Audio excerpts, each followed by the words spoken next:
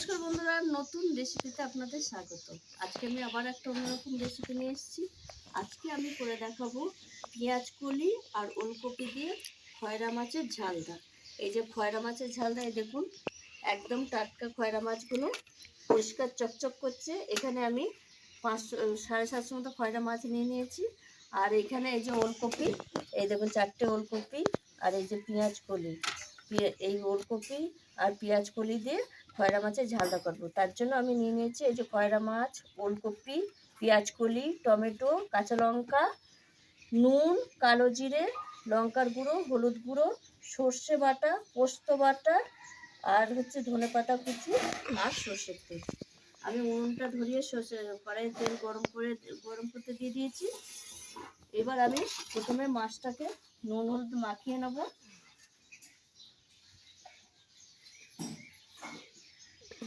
আর একটু লঙ্কার গুঁড়ো দিয়ে মাছটাকে মাখিয়ে আগে মাছটা ভাজা বসিয়ে দেবো। তারপর আমি কাটাকাটি করব।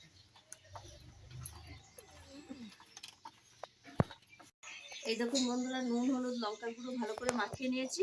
এবার আমি মাছটা ভাজতে দিয়ে দেবো।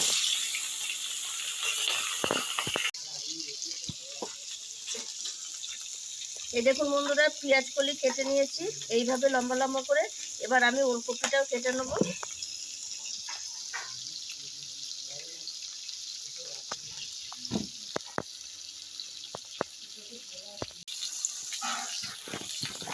এই দেখুন বন্ধুরা, এই মাছগুলো আমার ভাজা হয়ে গেছে। আর এদিকে আমি ওলকপি আর পেঁয়াজ কলি, টমেটো, কাঁচা লঙ্কা সব কেটে নিয়েছি। এবার আমি এগুলো নামিয়ে নিচ্ছি। এইভাবে আমি সব মাছ কটা ভেজে নেবো।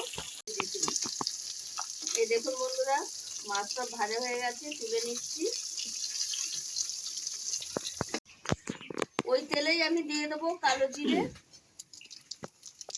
আর কাঁচা লঙ্কা। এবার আমি দিয়ে দেবো ওলকপি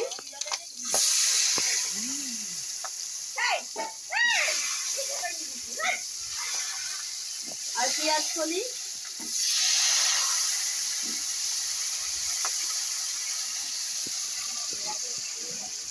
একটু ভেজে নেবো।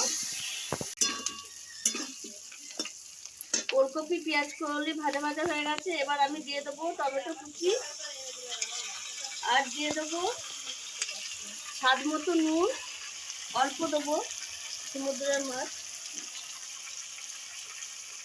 সামান্য একটু লঙ্কার গুঁড়ো দেবো যেহেতু কাঁচা লঙ্কা দিয়েছি। দিয়ে আর একটু নাড়াচাড়া করে নেবো। এইবার আমি দিয়ে দেবো বেটে রাখা সর্ষে,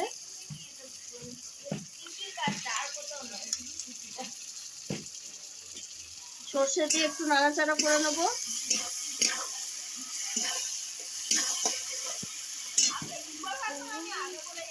এবার দেবো পোস্ত বাটা,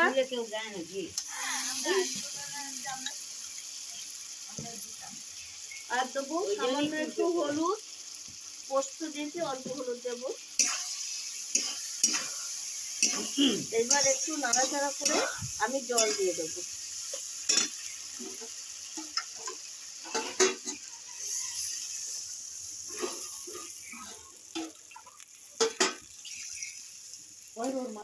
এবার আমি ঢাকা দিয়ে দেবো। ঝোল ফুটে উঠবে, তারপর মাছ দেবো।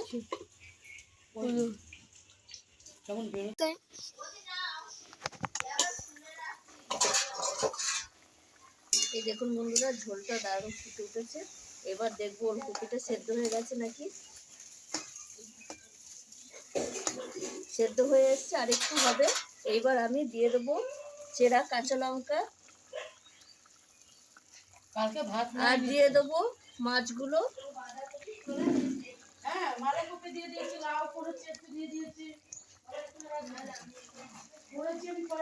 মাছগুলো দিয়ে দিলাম।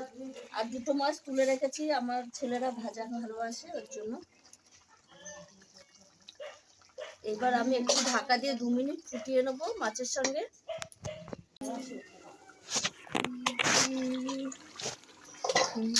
এই দেখুন বন্ধুরা, ওলকপি সেদ্ধ হয়ে গেছে, এই দেখুন, আর মাছের সঙ্গে মিশে গেছে। এবার আমি দিয়ে দেবো ধনেপাতা, শীতকালে সব তরকারিতে ধনে পাতা দিলে খুব ভালো লাগে খেতে। ধনে পাতা দিয়ে একটুখানি নেড়ে দেবো, দিয়ে এবার আমি ওপর থেকে দিয়ে দেবো একটু সর্ষের তেল। যেহেতু ঝাল, সর্ষের তেল দিলে খুব ভালো লাগে। এবার আমি মাছটা নামিয়ে নেব। ওকে ওই দিকটা টাকা আবার ঢালতে গিয়ে পায়ে পড়বে।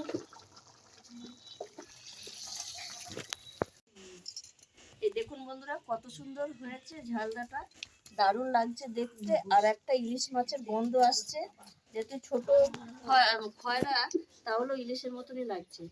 বন্ধুরা, আপনারাও এইভাবে শীতকালে নানা রকম সবজি দিয়ে মাছ রান্না করে খাবেন। আমি যেভাবে ওলকপি পেঁয়াজ কলি দিয়ে করে খেয়েছি একদিন, আপনারাও এইভাবে করে দেখুন না। যদি ভালো লেগে থাকে তাহলে আমাকে কমেন্টে জানাবেন। আর এই ভিডিওটি যদি ভালো লেগে থাকে তাহলে আমাকে লাইক করবেন, শেয়ার করবেন, সাবস্ক্রাইব করবেন। আবার দেখা হবে আগামী ভিডিও। টাটা।